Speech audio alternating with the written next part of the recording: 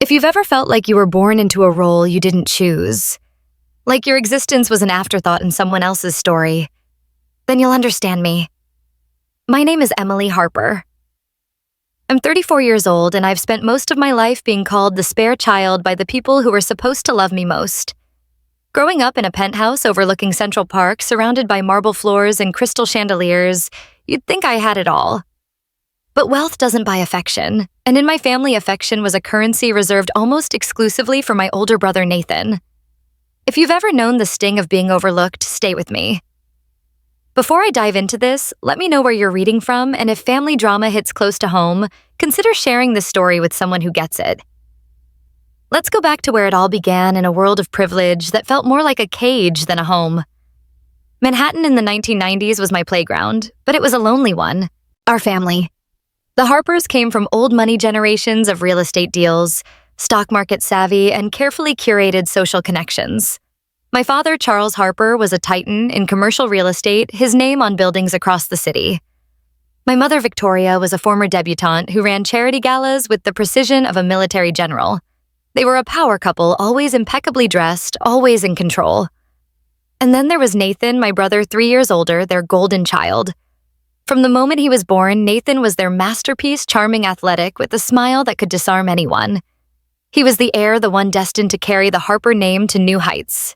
Me, I was the accident, the unplanned second child who arrived when my parents' carefully orchestrated life didn't need another complication. They never said it outright, but I felt it in every glance, every dismissive comment. Emily, don't bother your brother, he's practicing for his debate team. My mother would say, her eyes never leaving Nathan. Or my father clapping Nathan on the shoulder after a soccer game. That's my boy, a born leader. Meanwhile, my straight-A report cards were met with a distracted nod. My piano recitals with excuses about work or Nathan's more pressing commitments. Our penthouse was a museum of perfection, cold-polished, and full of things you weren't supposed to touch. I used to wander its halls as a kid, my footsteps echoing on the hardwood, wondering why I felt so out of place in a home that screamed success.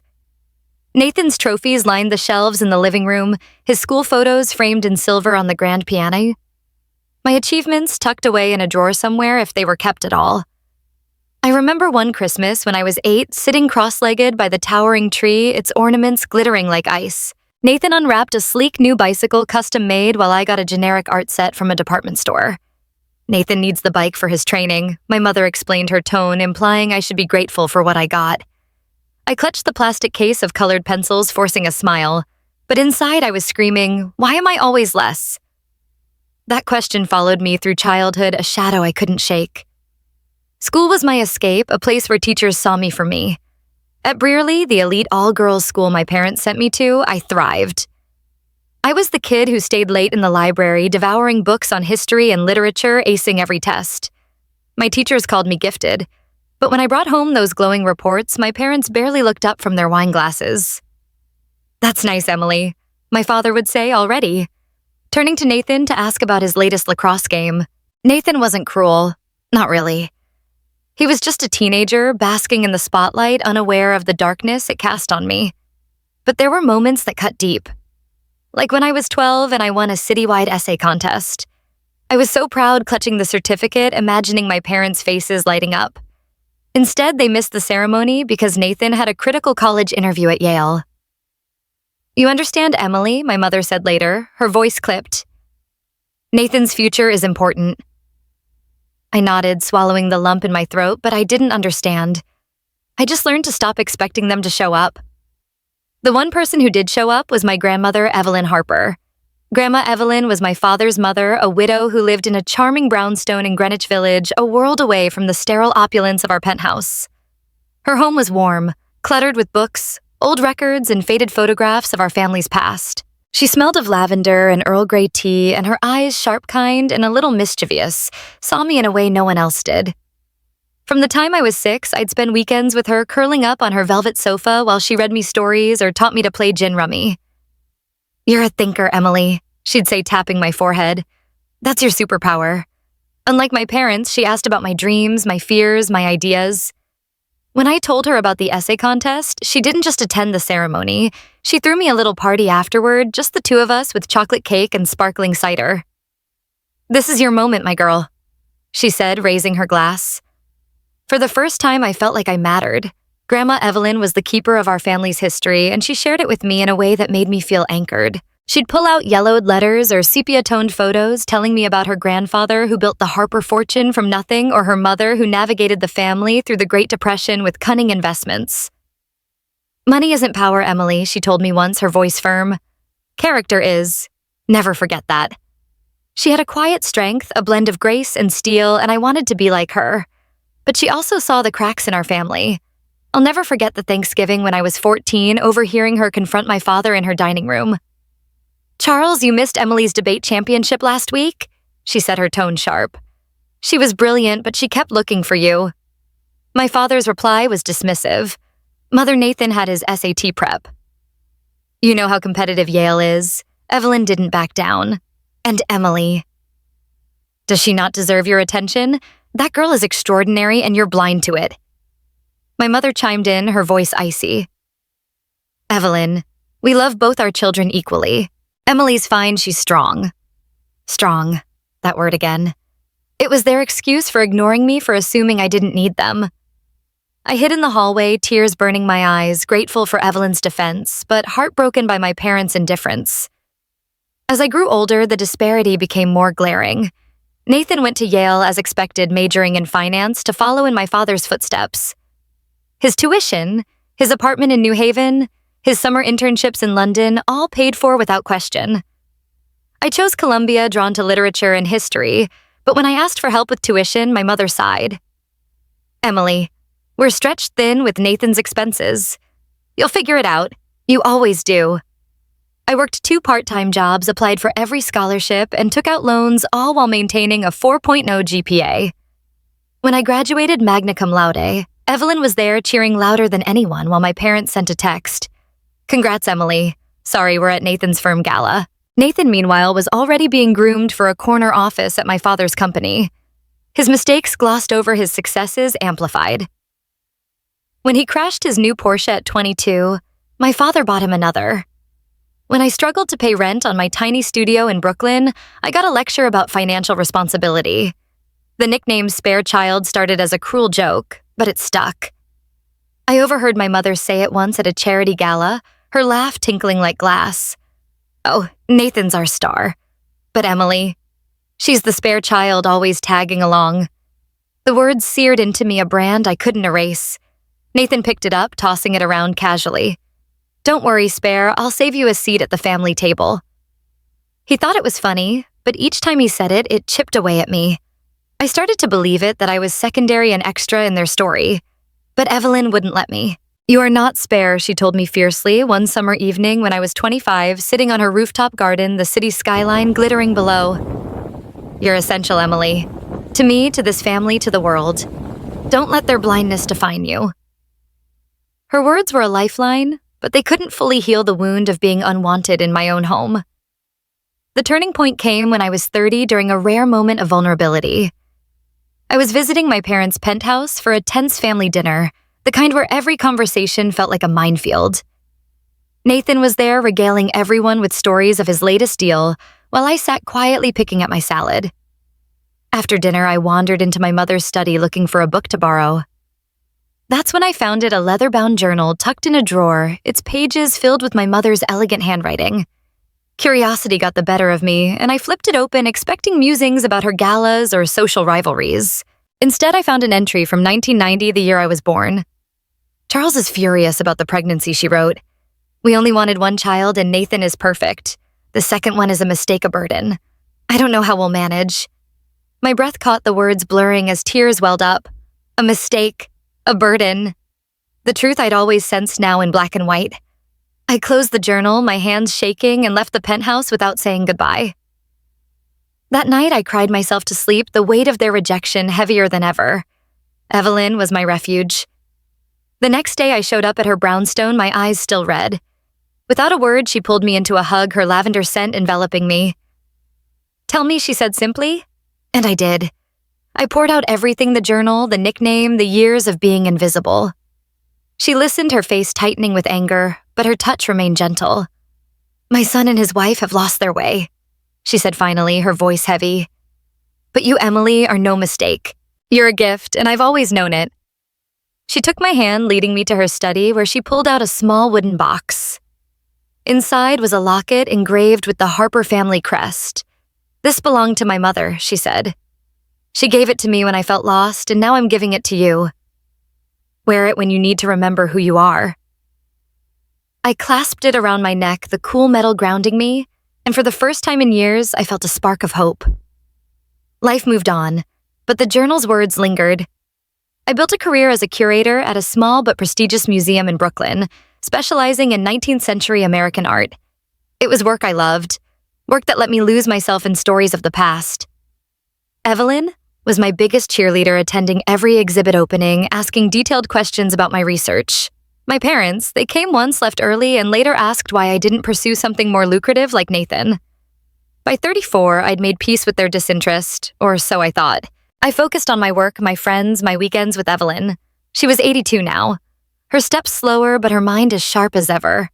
We'd sit in her garden, sipping tea, talking about everything from Jane Austen to the stock market.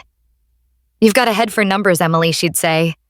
"You could have outdone your father if you'd wanted." I laughed it off, but her belief in me was a quiet strength I carried everywhere. Then, one crisp October morning, everything changed. I was at the museum cataloging a new collection when my phone rang. It was my father, his voice uncharacteristically strained. "Emily, it's your grandmother. There's been an accident." My heart stopped. "What kind of accident?" I asked, already grabbing my coat. He hesitated, a pause that felt like forever. She was crossing the street near her brownstone. A car. It hit her. "She's gone, Emily." The world tilted, my knees buckling. I sank into a chair, the phone still pressed to my ear. My father's voice fading into static. Evelyn, my rock, my champion, was gone. I don't remember hanging up or leaving the museum. I just remember driving to her brownstone, tears streaming down my face, the locket around my neck feeling heavier than ever. When I arrived, the street was cordoned off, police lights flashing. A neighbor, Mrs. Callahan, who'd known Evelyn for decades, pulled me into a hug. "She was carrying a letter for you," she whispered, pressing a small envelope into my hand. It was Evelyn's handwriting, my name scrawled across the front.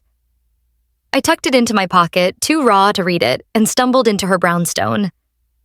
The familiar scent of lavender and books hit me like a wave, and I collapsed onto her sofa sobbing.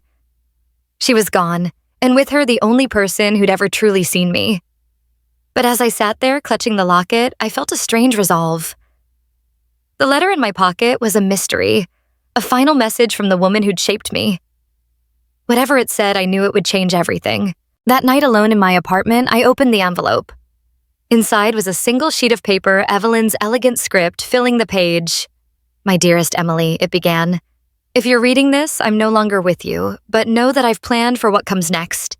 You are stronger than you realize, and you'll need that strength soon. Trust Daniel Weiss, my attorney. He knows everything. And above all, trust yourself. You are not spare. You are my legacy." I read it again and again, my tears smudging the ink. Legacy. What did she mean? I had no idea what was coming, but I felt the weight of her words like a torch being passed. The Harper family was about to face a reckoning, and I was at the center of it. Little did I know Evelyn's death would unleash a storm that would expose every secret, every lie, and every truth I'd spent my life avoiding. The world felt dimmer without Grandma Evelyn, as if her absence had drained the color from everything. 5 days after her accident, I found myself driving through Manhattan's gray streets, the weight of her final letter pressing against me like a stone. "You are my legacy," she'd written, her words both a comfort and a mystery. The locket she'd given me hung around my neck, its cool metal a reminder of her belief in me, but I couldn't shake the dread of what lay ahead. Today was the reading of her will, and as I pulled up to the sleek midtown law firm, its glass facade looming under the overcast sky, I sensed the Harper family's carefully curated harmony was about to unravel. The conference room was a study in understated wealth, polished mahogany leather chairs and a view of Central Park shrouded in mist. My parents, Charles and Victoria, sat rigidly across the table, their faces masks of calculated grief. My father's navy suit was impeccable, but his eyes were hard, scanning the room like he was sizing up a business deal. My mother, in a black cashmere dress, clutched a handkerchief, though her dry eyes betrayed her performance. Nathan, my brother, slouched beside them, his usual charisma replaced by a scowl. At 37, he was the undisputed heir. His path paved with Yale degrees and my father's connections. I took a seat opposite them, the familiar sting of being an afterthought sharper in Evelyn's absence. No one met my gaze, and the silence was thick, broken only by the soft tick of a wall clock. Daniel Weiss. Evelyn's attorney entered with a quiet authority. In his late 60s, with silver hair and a measured demeanor, he carried a leather portfolio that seemed to hold the weight of secrets. "Thank you for coming," he began, his voice steady. "We're here to read the last will and testament of Evelyn Margaret Harper, executed 6 months ago with full mental capacity and witnessed appropriately." My father nodded his fingers, drumming lightly on the table while my mother straightened her lips pursed. Nathan leaned forward, his eyes narrowing as if expecting a coronation. I clutched the locket under my blouse, my heart racing. Evelyn had planned something, I could feel it. But what Daniel opened the portfolio and began. Evelyn Harper's estate is valued at approximately $30 million, comprising real estate investments and personal assets. A soft gasp escaped my mother, her handkerchief forgotten. Even I was stunned. Evelyn had never flaunted her wealth, living modestly in her Greenwich Village brownstone. My father's expression remained unreadable, but his drumming fingers stilled. Daniel continued, his tone deliberate. "To my son, Charles Harper, and daughter-in-law, Victoria Harper, I leave my art collection valued at $1.5 million and a cash gift of $1 million. My mother's hand flew to her chest, a flicker of satisfaction crossing her face. My father nodded, his jaw relaxing slightly as if the amount met his expectations. It was generous, but hardly the windfall they'd likely hoped for. To my grandson, Nathan Harper, Daniel read, I leave my summer home in the Hamptons valued at $2 million and a cash gift of $750,000. Nathan's scowl vanished, replaced by a smug grin. He glanced at me, his eyes glinting with triumph as if to say, "See, I'm still the favorite." The Hamptons house was a jewel, a sprawling estate where he'd hosted lavish parties, and the cash was more than enough to fuel his lifestyle. I kept my face neutral, though my stomach twisted. Evelyn loved Nathan, but she'd always seen through his entitlement. Why such a modest share for the golden child? Then Daniel turned to me, his eyes softening. To my granddaughter, Emily Harper. I leave my primary residence in Greenwich Village valued at $5 million, my investment portfolio valued at $17 million, my remaining cash assets of $2.75 million, and all personal effects not otherwise designated. The room froze. My mother's handkerchief fell to the table. My father's face drained of color, his hands clenching into fists. Nathan's grin vanished, his mouth opening in a silent protest. I sat there stunned, my breath caught in my throat. $24.75 million. The brownstone, the portfolio, her cherished books and keepsakes, nearly the entire estate. To me, the spare child. This is a mistake, my mother said, her voice sharp enough to cut glass. She leaned forward, her eyes boring into Daniel. There's no way Evelyn would do this. She loved us all equally. Her words dripped with indignation, but I caught the tremor beneath them. My father's voice followed low and dangerous. Daniel, you know my mother. She wouldn't create this kind of imbalance. Emily must have influenced her. The accusation hung in the air, heavy and venomous.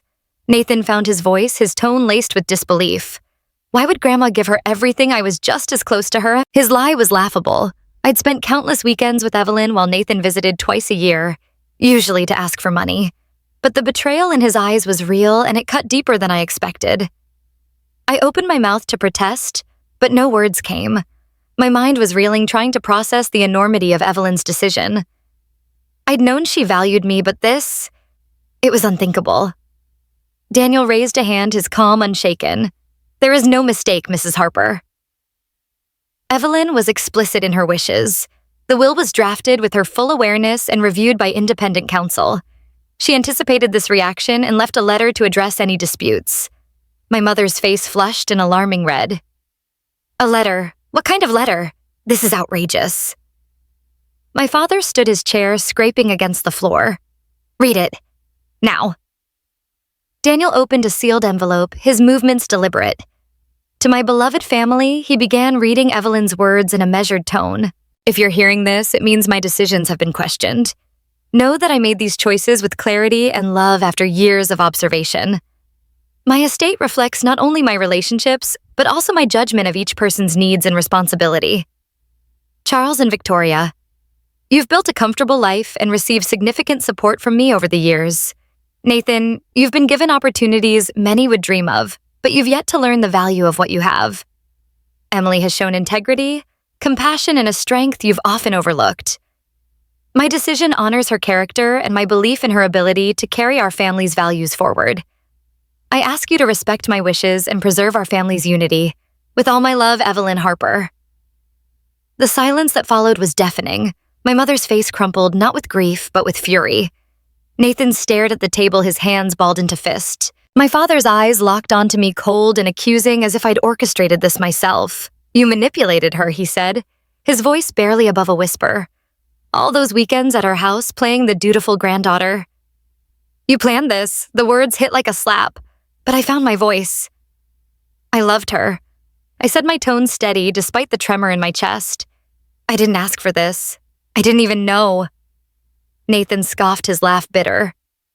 Sure, Emily. You expect us to believe you didn't whisper in her ear, turning her against us? My mother joined in, her voice rising.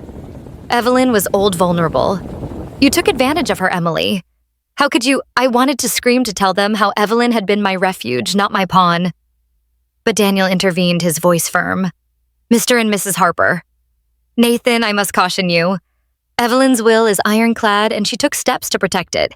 She included documentation of her mental clarity, including medical evaluations from 2 independent physicians dated 3 months ago. Any attempt to contest this will face significant legal hurdles. My father's eyes narrowed, but he said nothing, his mind clearly racing. My mother turned to Daniel, her tone pleading now. Daniel, you've known us for years. You know this isn't right. Emily doesn't need all this. She's just a curator, for God's sake. Nathan has responsibilities, a future to build. The dismissal stung, reducing my career to a footnote. I gripped the locket, drawing strength from Evelyn's memory. This isn't about need, I said quietly. It's about what Grandma wanted. You heard her letter? Nathan shot me a venomous look. Don't act noble, spare. You've always been jealous of me. This is your revenge, isn't it? The nickname sliced through me, but I refused to flinch. I'm not the one making this about revenge. I replied, my voice calm but edged with steel. The room felt like a battlefield, every word a weapon. Daniel closed the portfolio, his expression unreadable. I'll provide copies of the will and related documents. The estate will be distributed according to Evelyn's instructions. If there are no further questions, we're done here. My father stood abruptly, his chair nearly toppling. This isn't over, Daniel. We'll be speaking to our attorney. My mother followed her heels, clicking sharply as she stormed out. Nathan lingered, his eyes boring into me. You won't get away with this, he muttered before leaving. I sat there alone with Daniel, the weight of their accusations pressing down on me. They really think I manipulated her, I said, my voice breaking. Daniel's gaze softened. Evelyn knew they'd react this way. She prepared for it. There's more she left for you, something private. I'll give it to you once the dust settles. He handed me a small sealed envelope, my name in Evelyn's handwriting. She asked that you open this alone. I nodded, tucking it into my purse beside her first letter. As I left the office, the city's noise felt distant. My mind consumed by the magnitude of what had just happened. $24.75 million. A brownstone filled with memories. Evelyn's trust in me. It was a gift, but also a burden, one that had already fractured my family beyond repair. Driving back to Brooklyn, I replayed the scene in my head. Their anger, their accusations, Nathan's betrayal. I'd always known they favored him, but to see their greed laid bare, to hear them rewrite Evelyn's love for me as manipulation, was a new kind of pain. At a red light, I pulled out the new envelope, my fingers tracing her handwriting. I didn't open it, not yet. The first letter had promised a legacy, and this one felt like a continuation. A piece of a puzzle I was only beginning to understand. Evelyn had seen this coming, had planned for their reaction. What else had she prepared? What did she expect me to do with this fortune? This responsibility? Back in my apartment, I sat on my worn couch, the city's hum filtering through the window. The envelope lay on the coffee table unopened beside Evelyn's first letter. I thought of her brownstone, its warm chaos of books and memories now mine. I thought of her stories, her lessons about character over wealth. And I thought of my family, their faces twisted with resentment, already plotting to take what Evelyn had given me. The locket felt warm against my skin, a reminder of her faith in me. I didn't know what the future held, lawsuits, lies, or worse, but I knew one thing: I wouldn't let them erase Evelyn's wishes. She'd chosen me not because I was spare, but because she saw something in me they never had, and I'd fight to honor that no matter the cost. As I reached for the envelope, my phone buzzed. A text from Nathan. "You're not getting away with this. We're contesting the will. You'll regret this spare." My heart sank, but my resolve hardened. The battle had just begun, and Evelyn's legacy, whatever it truly was, would be worth fighting for. I set the phone down, my eyes fixed on the envelope. Whatever secrets it held, they were my next step in a war I hadn't chosen but was ready to face. The air in my Brooklyn apartment felt stifling, Nathan's threatening text glowing on my phone like a warning shot. "You're not getting away with this. We're contesting the will. You'll regret this spare." The word spare stung, but it was the venom behind it that shook me. My family wasn't just grieving. They were mobilizing. Grandma Evelyn's will. Her decision to leave me the bulk of her $30 million estate had ignited a war I hadn't seen coming. Her unopened letter sat on my coffee table, its secrets locked in her elegant script, but I couldn't bring myself to read it yet. Not when the ground beneath me was shifting. 2 weeks after the will reading, I stood on the precipice of a legal battle that would test everything Evelyn had taught me about strength and character. The Harper family's polished facade was crumbling, and I was about to see how far they'd go to reclaim what they believed was theirs. The first sign of trouble came the next morning, a crisp December day that carried the bite of winter. I was at the museum cataloging a new exhibit when my phone buzzed with an email from Daniel Weiss, Evelyn's attorney.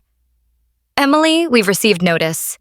Your parents and Nathan have filed a lawsuit to contest the will, citing undue influence and lack of testamentary capacity. We need to meet urgently." My stomach dropped. I'd known they were angry, but a lawsuit. The accusation that I'd manipulated Evelyn, that she wasn't of sound mind, felt like a betrayal of her memory. I called Daniel, my voice unsteady. "They're really doing this. They think I tricked her." Daniel's tone was calm but firm. "It's a tactic, Emily. They're grasping, but we're prepared. Evelyn made sure of it. Can you come to my office tomorrow?" I agreed, the weight of his words. Evelyn made sure of it, echoing her letter's promise of a legacy I was only beginning to understand. The meeting at Daniel's Midtown office was a stark contrast to the will reading. Gone was the formal civility. Now the room hummed with urgency. Daniel spread documents across the conference table, his silver hair catching the morning light. "They've hired Lawrence Peterson," he said, his brow furrowing. "He's aggressive, specializes in high-stakes inheritance disputes. Their claim hinges on 2 points: that you exerted undue influence over Evelyn, isolating her from the family, and that she lacked the mental capacity to make such a disproportionate will." I clenched my fists, anger flaring. That's absurd. Evelyn was sharper than all of us. And I didn't isolate her, they barely visited her. Daniel nodded, sliding a folder toward me. "Exactly. Evelyn anticipated this. She left a trail of evidence to protect her wishes. Medical records from 2 neurologists, dated 4 months before her death, confirm her mental clarity. Letters she wrote to me over the years document her reasoning. And there's something else, a video she recorded 3 months ago addressing the will directly. A video. My heart raced. Evelyn's foresight was staggering, like she'd seen this battle coming years in advance. "Can I see it?" I asked. Daniel hesitated. "Not yet. It's sensitive, and I want to present it at the right moment in court. But trust me, it's powerful." He leaned forward, his eyes steady. "This won't be easy, Emily. Peterson will play dirty. They'll dig into your life, twist your relationship with Evelyn to fit their narrative. Are you ready for that?" I thought of her locket against my chest, her letter's call to trust myself. "I have to be," I said. "For her." Daniel gave me a small, approving nod. "Good. We'll file a response to dismiss their claim, but we need to prepare for a hearing. And Emily, watch your back. They're not just fighting in court." His warning proved prophetic. That evening, I opened my laptop to find a flood of notifications. A gossip blog notorious for Manhattan's elite had published a piece Harper Harris accused of swindling grandmother's fortune. My name was plastered across it alongside a photo of me leaving the museum, my face drawn with grief. The article painted me as a scheming opportunist, claiming I'd coerced Evelyn into rewriting her will while she was frail and confused. Anonymous sources, clearly my family, described me as obsessed with Evelyn's wealth and estranged from her parents due to jealousy. My hands shook as I scrolled through the comments. Gold digger. Disgrace to the Harper name. Bet she faked those tears at the funeral. It was a coordinated attack designed to poison public opinion before the case even reached court. I called Daniel, my voice tight with panic. They're spreading lies online. How do we stop this? He sighed, his tone grim. Peterson's firm has a history of using media to pressure defendants. We can't sue for libel yet, it's too vague, but we'll document everything. Stay off social media, Emily. Don't engage. Easier said than done. At the museum the next day, colleagues whispered behind my back, their glances heavy with curiosity. Even my boss, usually supportive, called me into her office. Emily, this publicity, it's not great for the museum. Can you keep a low profile? Humiliation burned in my chest, but I nodded, swallowing the urge to scream that none of it was true. The harassment didn't stop there. A week later, I received a letter at my apartment, typed and unsigned. Drop your claim to the estate or we'll expose your secrets. Secrets I had none worth exposing, but the threat unnerved me. I showed it to Daniel, who sent it to a private investigator to trace its source. Likely a bluff, he said, but we're not taking chances. Then came the phone calls, blocked numbers, heavy breathing, or worse, a distorted voice whispering, "You'll lose everything, spare."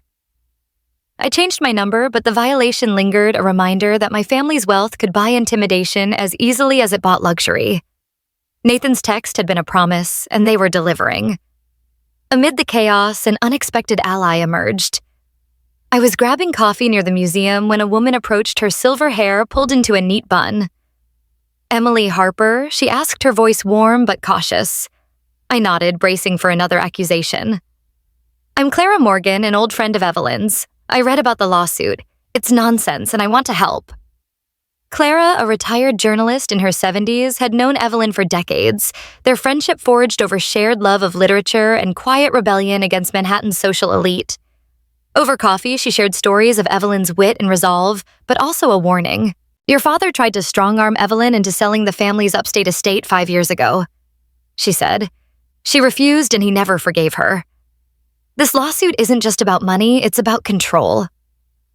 Her words sent a chill through me. Charles had always been domineering, but to pressure his own mother, it was a side of him I'd never fully grasped. Clara's revelation gave me a new lens on the documents Daniel was preparing. Among them was a ledger Evelyn had kept detailing financial support she'd given my family, over the years $3 million to my parents for their penthouse renovation, $1.55 million for Nathan's Yale tuition and startup ventures, even $200,000 to cover his gambling debts 2 years ago. My name appeared only once, a modest $50,000 for my Columbia tuition, which I'd repaid in full. The ledger painted a stark picture. Evelyn had been generous to my family, but they'd treated her wealth like an entitlement while I'd never asked for a dime. This will counter their narrative that you were after her money, Daniel said. But the video is our trump card. The hearing was set for mid-January, a preliminary step to determine if the case had merit. The Manhattan courthouse was an imposing stone fortress, its halls echoing with the weight of justice. I dressed carefully, black blazer, white blouse, Evelyn's locket hidden beneath my collar, trying to project confidence I didn't feel. Daniel met me outside his briefcase, bulging with evidence. Stay calm, he advised. Let Peterson make his case, then we'll respond.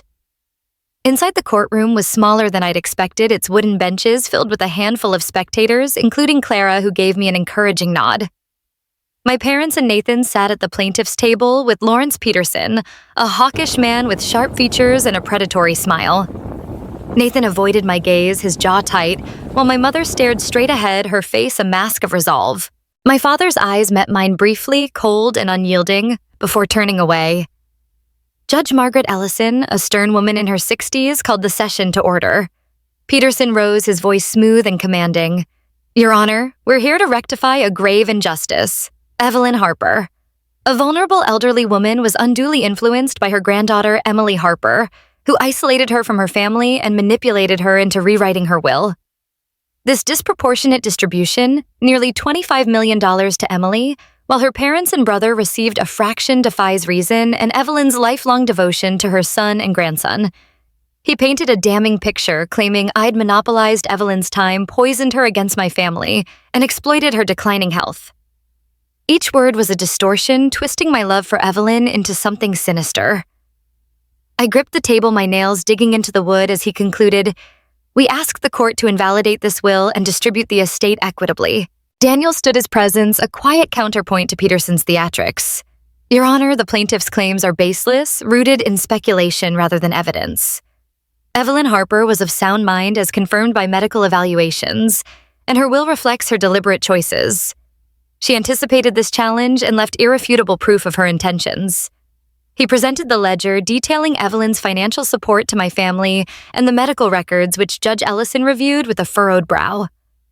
Then, with a glance at me, Daniel requested permission to play the video. This recording, made by Evelyn Harper on September 10, 2024, addresses her estate decisions directly. The courtroom fell silent as a screen was set up. My heart pounded as Evelyn's face appeared, her silver hair pulled back, her eyes sharp and resolute. She sat in her brownstone study, surrounded by books, her voice steady. "I'm recording this on September 10th, 2024, of my own free will with full mental capacity. My name is Evelyn Harper, and I want to clarify my estate decisions as I suspect they may be questioned." She paused, her gaze piercing as if speaking directly to me. "To my son Charles and his wife Victoria, I've given generously over the years, millions for your lifestyle, your debts, your ambitions, yet you've repeatedly asked for more, including pressuring me to sell the family's upstate estate for your gain. I refused not out of spite, but because I value our legacy over your greed." A murmur rippled through the courtroom. My father's face paled, his hands gripping the table. Evelyn continued, her tone firm. "To my grandson Nathan, I've provided opportunities, education ventures, even covering your reckless debts. But you've shown little gratitude or responsibility. I love you, but love doesn't mean enabling excess." Nathan's head dropped, his bravado gone. Then Evelyn's voice softened. "To my granddaughter Emily, I leave the majority of my estate not because she asked for it, she never did, but because she embodies the character I cherish. She's shown kindness, integrity, and a love for our family's history that you've overlooked. My decision is not a punishment, but a reflection of who I trust to carry our values forward." As the video ended, tears stung my eyes. Evelyn had laid bare the truth, exposing my family's entitlement and validating my place in her heart. Judge Ellison's expression was unreadable, but her eyes lingered on my parents, who sat frozen. Peterson recovered quickly, his tone dismissive. "Your Honor, this video is emotional manipulation, not evidence." Evelyn was clearly influenced by Emily's constant presence. Daniel countered swiftly, presenting letters Evelyn had written to him over the years, expressing concern about my parents' favoritism and Nathan's irresponsibility. "These documents, spanning a decade, show Evelyn's consistency," he said. "Her decision was deliberate, not coerced." Judge Ellison adjourned the hearing, promising a ruling on the case's merits within weeks. As we filed out, Clara squeezed my arm. "Evelyn would be proud," she whispered. But the victory felt hollow. My parents and Nathan left without a word, their silence louder than any accusation. Outside, the winter air was biting, but I felt a fire kindling inside me. Evelyn had armed me with truth, but the battle was far from over. Peterson's media campaign would intensify, and my family's desperation would grow. I slipped my hand into my purse, touching the unopened letter. Whatever Evelyn had left me next, it was time to face it. The courthouse steps stretched before me, each one a challenge I was ready to meet for her and for myself. The January wind howled outside my Brooklyn apartment, rattling the windows as I sat staring at Grandma Evelyn's unopened letter, its edges worn from my restless fingers. The courthouse hearing had left me shaken, but resolute Evelyn's video a blazing shield against my family's accusations. Her words had exposed their greed, my father's attempt to sell the family estate, Nathan's reckless debts, their dismissal of me as the spare child, and the judge's pending ruling hung over us like a storm cloud. Yet the battle was far from over. My parents and Nathan, stung by Evelyn's public rebuke, were doubling down their media attacks, growing uglier by the day. I'd won a skirmish, but the war for Evelyn's legacy was escalating, and I sensed her letter held the key to what came next. As I traced the locket around my neck, I knew it was time to uncover the secrets she'd left me. Secrets that would force me to confront not just my family, but my own heart. The letter was heavier than it looked, as if Evelyn had poured her resolve into the ink. I broke the seal, my breath shallow, and unfolded the single page. Her handwriting was steady, dated just 2 months before her accident. "My dearest Emily," it began. "If you're reading this, the fight I feared has begun. You've seen their anger, their refusal to accept my choices. But there's more they don't know, a safeguard I created to protect you, and perhaps to offer them a chance at redemption. In my safe behind the portrait in my study, you'll find documents detailing a secondary trust valued at $5 million. It's yours to control, but it comes with conditions I trust you to enforce. Daniel will guide you, but the choice is yours alone. Be brave, my girl. You are stronger than their lies." My pulse quickened. A secondary trust. Another layer of Evelyn's foresight hidden even from Daniel until now. I grabbed my coat and keys, the need to reach her brownstone overwhelming. Whatever this trust was, it was a weapon or a lifeline. The Greenwich Village brownstone, now mine, felt like a sanctuary despite the legal storm. Its familiar creak of floorboards and faint lavender scent wrapped around me as I stepped inside, the weight of Evelyn's absence tempered by her presence in every book and trinket. In her study, I faced the portrait of her mother, a stern woman with Evelyn's sharp eyes. My hands trembled as I lifted it from the wall, revealing a small safe. The combination, my birth date. A detail that made my throat tighten unlocked it with a soft click. Inside was a manila envelope labeled Secondary Trust, and a smaller note in Evelyn's hand for Emily when the time comes. I sank into her leather chair, the document spilling across the desk. The trust was real $5 million in liquid assets, but its conditions were a bombshell. The funds were designated for my parents and Nathan, but only if they issued a public written apology for their years of favoring Nathan and marginalizing me. If they refused, the money would fund a charitable foundation under my direction dedicated to supporting overlooked children. A final clause reserved $1 million for me. No strings attached, a gift Evelyn called your freedom to choose. I sat back stunned. Evelyn had crafted a moral gauntlet, forcing my family to confront their actions or lose everything. The apology wasn't just words, it was a public reckoning, a dismantling of the Harper myth of perfection. And the foundation. It was a mirror of my own childhood, a way to turn my pain into purpose. But the choice to reveal the trust was mine, and it felt like standing at a crossroads. Did I offer them this chance knowing they might twist it against me? Or did I let the money flow to the foundation, cutting them off for good? I tucked the documents into my bag, the decision too heavy for one night.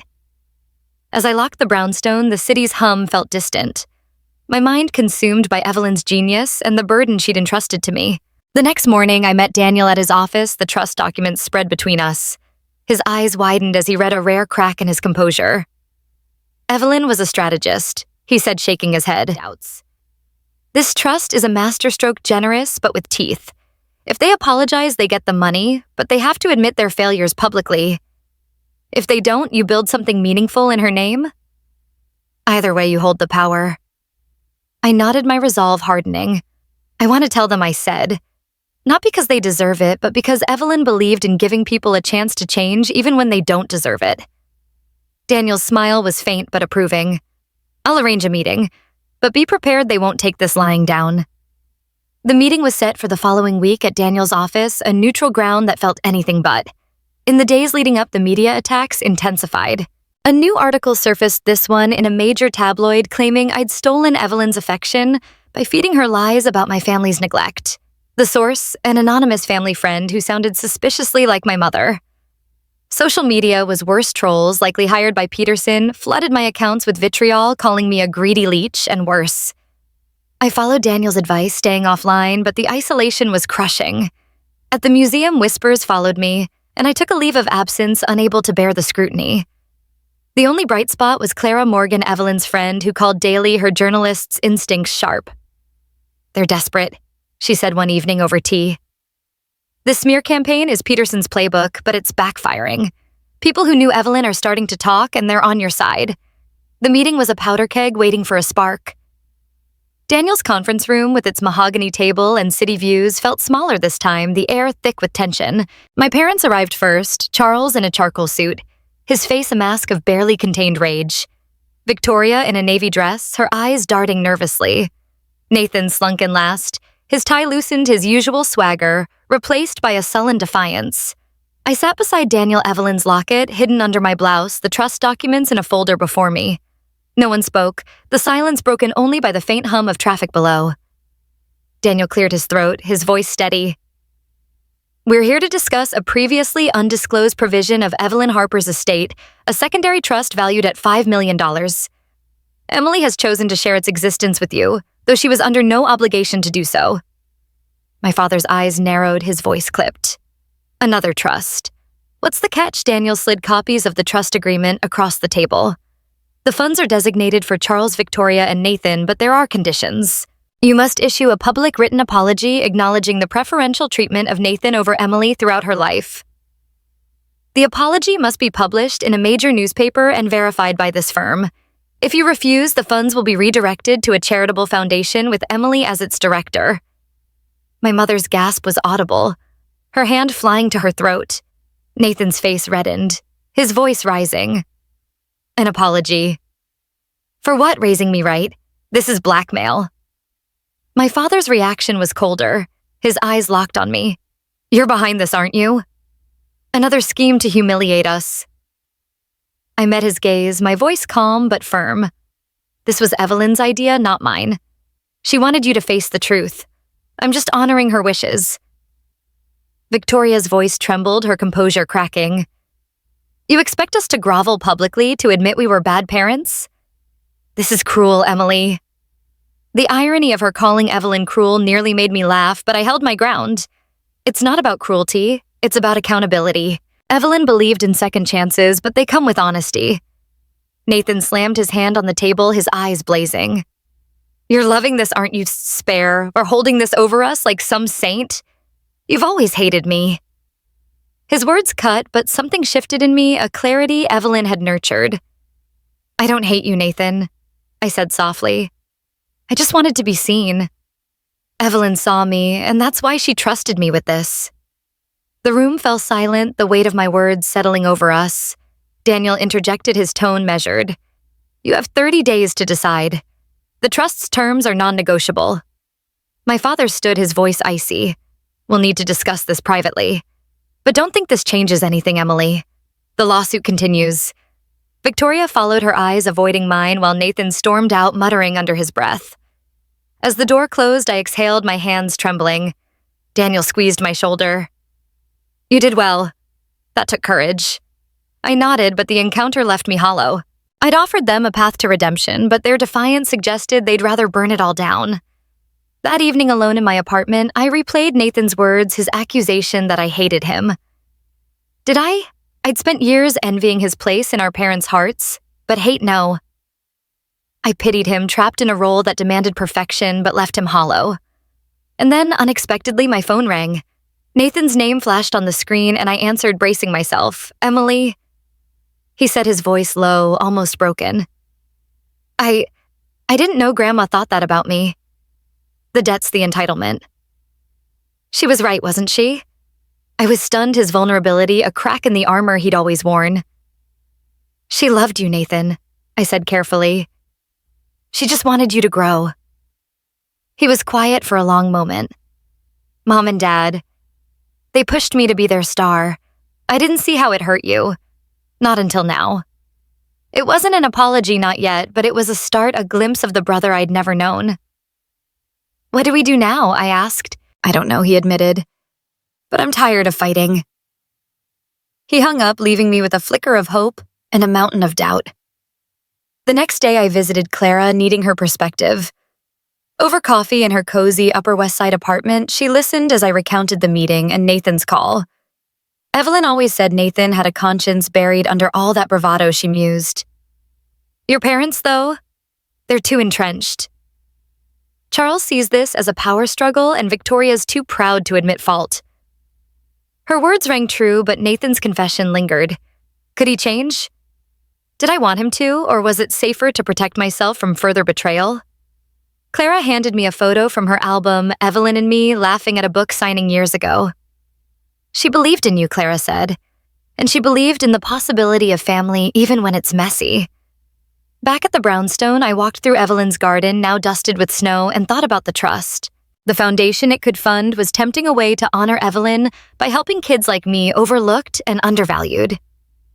But Nathan's call had planted a seed. What if he was sincere? What if this was the chance Evelyn envisioned, not just for me, but for all of us? I didn't know if I could trust him or if my parents would ever bend. But I knew one thing. Evelyn had given me power, not just over money, but over the future of our family. The choice was mine, and it was time to decide how to wield it.